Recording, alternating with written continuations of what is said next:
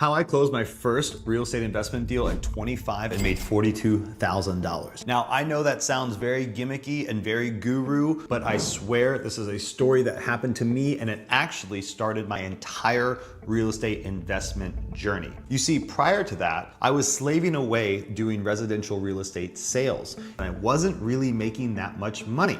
So one day I was doing cold calls and I came across an old woman that didn't want to deal with me at all. I said, hey, this is Steven from Keller Williams Real Estate. I just want to know if you wanted to ever sell or list your home. And she said, who the hell is this? I said, ma'am, it's Steven from Keller Williams Real Estate, and I list people's homes that want to sell. Do you want to sell? She said, I don't want to list nothing. I want to get off the phone. Here's the thing. If you want it, you can come buy it. If you don't want it, don't bother me. And she hung up on me. So then I was at kind of a crossroads. I wanted this potential listing, so I did a little bit of a white lie. I called her back and I said, you know what, ma'am?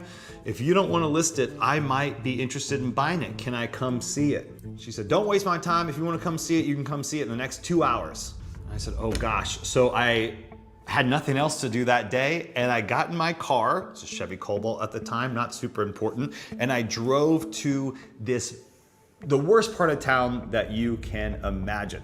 Liquor stores everywhere, there was porn video stores, it was back then, and I got to the house and it was disgusting. She was smoking in her car. She got out of the car. She was still smoking. And she said, this is the duplex that I own and I'm just over it. I don't want to deal with it anymore. The tenants have been terrible. Which now that I see in hindsight, that is a classic landlord story. So I jump out of the car, shake her hand. She's blowing smoke in my face, and she said, let's look at it. So we go on one side of this duplex and there is mold, there's dishes in the sink. I just remember vividly these macaroni and cheese boxes, and half of them had been spilled out on the table, and then the other half has been like eaten away by rats or something. It was disgusting. I was actually kind of a little bit scared, but I said, I can't let this 80-year-old woman show me up and look like the real man in this situation. I have to kind of make it look like I'm not as afraid to be in here. And I have to make it look like I've done this before. So we go into one side of the duplex and I said, there's furniture in here. Does anyone live in here anymore? She said, no, I evicted them. I kicked them all out, but you can have the furniture if you want the house. And I said, okay. And I said, can we go on the other side of the duplex? And she said, yes. So we go on the other side of the duplex, and it was even worse than the first side, if you can believe it. My business partner was out of town at the time, and I usually consult her when we do any kind of transaction. And I was thinking, I'm gonna have to call my business partner to see if there's something that we want to do with this property. But I couldn't think of what I wanted to do with it, because we usually would just list these houses and take 3%, put them on MLS. So we walk outside and she says, all right, time to put up or shut up. She was very aggressive. You can either buy this house or I want you to get out of here right now. I said, okay, whoa, how much are you selling this house for? And she said, I want $45,000 for this house. And I don't know what came over me, but instinctually I said, how about 40? I'll give you 40. And then she said, I can't do 40, I can do 42. And I thought about it for 1 second, because all the amount of money that I was able to make in real estate up until I was 25 was $43,000. And I had $43,000 in the bank account, you know, after expenses and living and stuff like that. That was all I had in my bank account. So she said 42. And I said, all right, let's do 42,000 for the house. Now, this was huge for me. My palms were wet and shaking. I was cold. I was scared because this was something I'd never done before. I've worked with a lot of students now that describe the same feeling in their body going through their first deal. And I just want you to know, if you're one of those beginners, that is completely normal. Just because your body is so uncomfortable doesn't mean it's wrong. So I luckily agreed to that. And I said, I have a blank contract in my car. Do you want to sign it right now? And she said, yeah, sure. So I got it out, put it on the hood of my car, and we signed it. Now, this was a huge risk, but also a huge risk that I had already capped the downside in my head. So when you put something under contract, there is something called earnest money. And that is a deposit that you put onto the contract for you to tell the seller you are in good faith gonna buy the house. So I said, all right, I will put down $500 in earnest money for this house.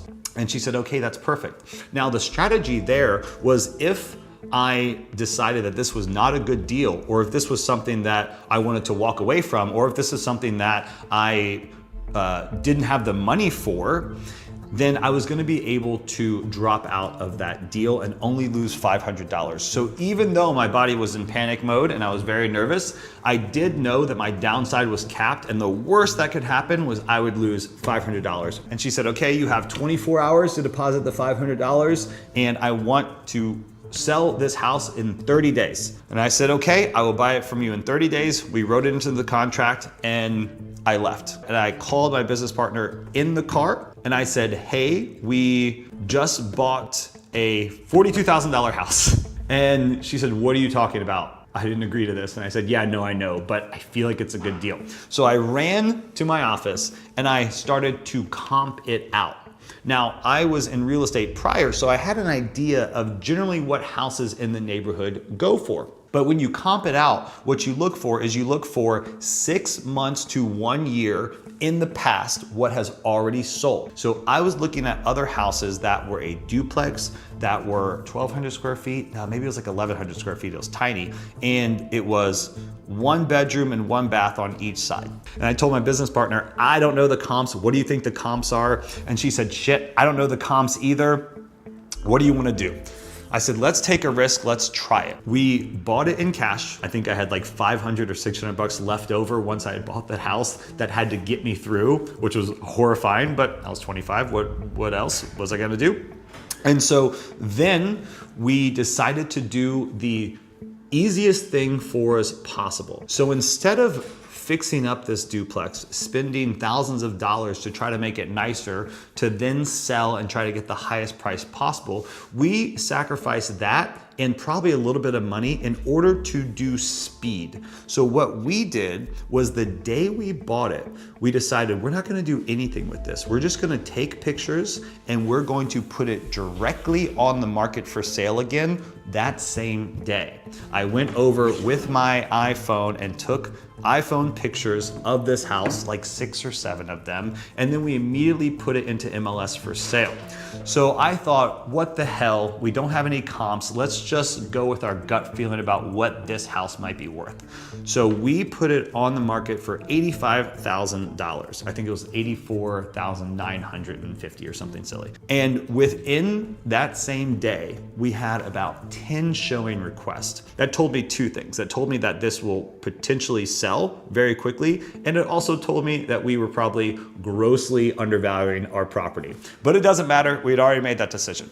So multiple people came to show the house, and within the first 48 to 72 hours, we got about 3 all cash full price offers. And within another 14 days, we had closed. So the total profit was around $42,000 that we made in a little less than a month just from cold calling.